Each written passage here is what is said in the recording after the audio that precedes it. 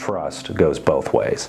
Trust is earned not only from top down, but from bottom up as well. Across the board, majority of companies have flourished and actually still are continuing to do their bread and butter business pre-COVID.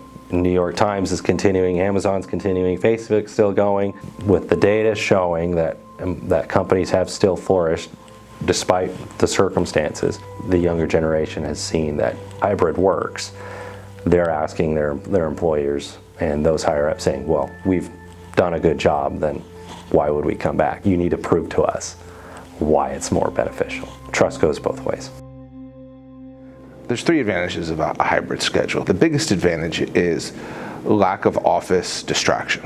A lot of people who are in the office are distracted by coffee talk, people stopping by their desk to just have the 5-minute conversation that ends up evolving into multiple conversations throughout the day, and just kind of loss of productivity, interruptions in productivity. The other advantage is when you give somebody the ability to work remotely, you're giving them the ability to be a little more independent, and that independence is allowing them to kind of work on their own schedule, but also feel like a greater ownership of their schedule, a greater ownership of their task, and a greater ownership of the work that they're doing. And in turn, that gives them the ability and the desire to create a stronger work product due to the fact that they feel more tied to what they're producing because they feel greater ownership. The advantages of a hybrid schedule is that it more accurately reflects what it means to be working. And so most jobs that I have experience with have certain tasks that are team-oriented and would be better fit by working in office.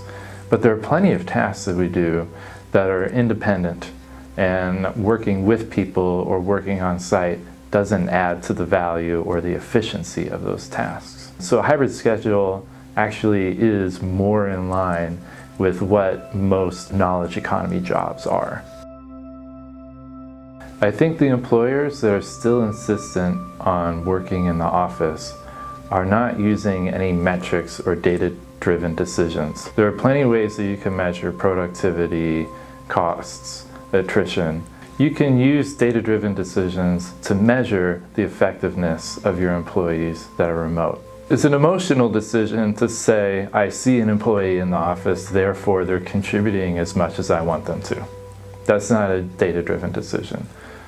So if you haven't defined what output is or what success looks like for your team, then that's when you're going to say, I need to have employees in the office. But if you successfully design what success looks like, metrics for growth and improvement of your team, then you can rely upon those and let your employees work when they're most productive, which may be in the office for certain tasks and also may be home for other tasks. Some employers are insistent in bringing employees back to the office as well. It's a traditional. You typically see this from an older generation. The McKinsey study mentioned that those who are high power authority figures, those who are within like 55 to 65 years of age.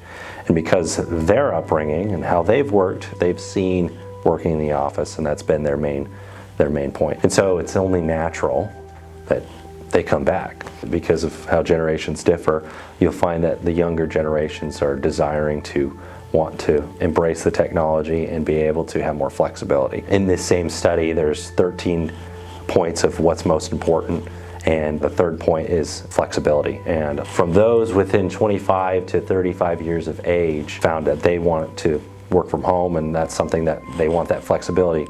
And in contrast, the older generation, they're the ones that say, well, we want to go back. And not only that, it's also, and sad to say, it's a lack of trust. What are our employees doing when we're not watching them? And that's been the question of, well, do you trust your employees or do you not? Now, these past 2 years, we have seen that majority of companies have shown and demonstrated that yes, you can trust your employee base as you still continue to work. Because yeah, not a lot of companies have really truly shut down just because, oh, well, I'm sitting at home and I'm not working.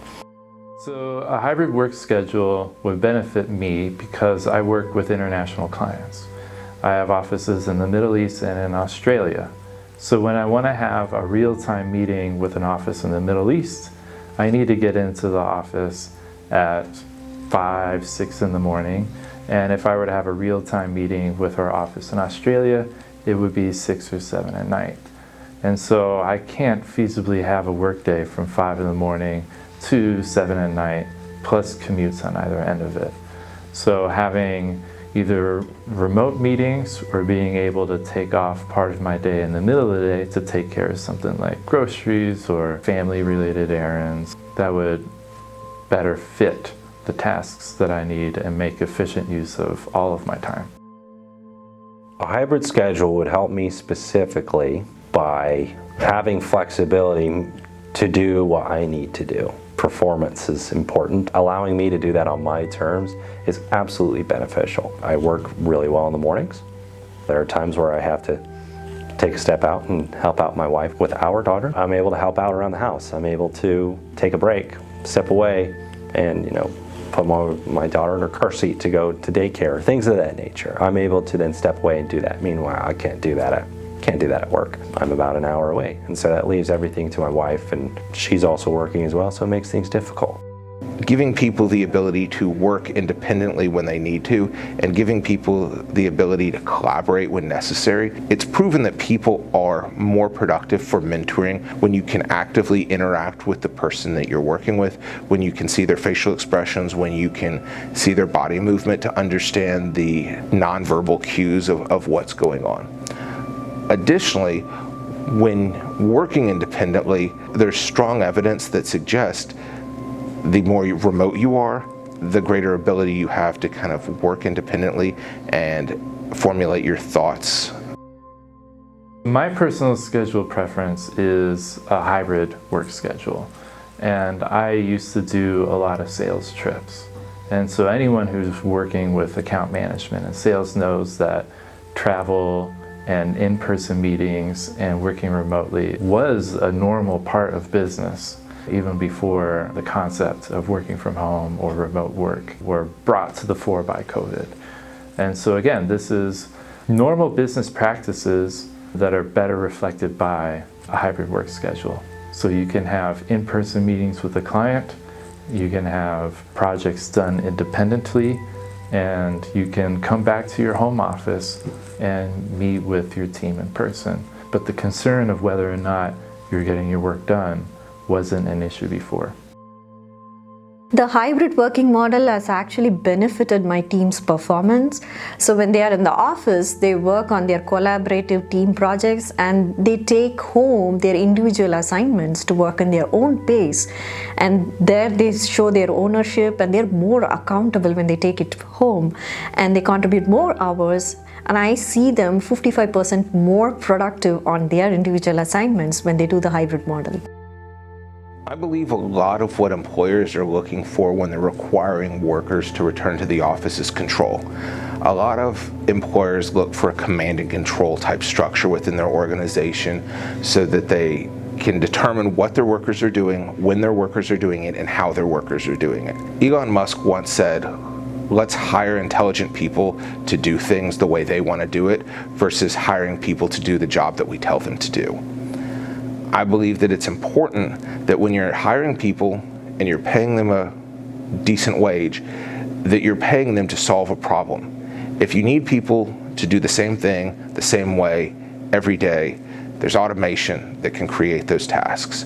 By allowing people to work in the way that suits them best, you're empowering them to work in a way that they work best, and in turn can deliver the best product. That was a great answer.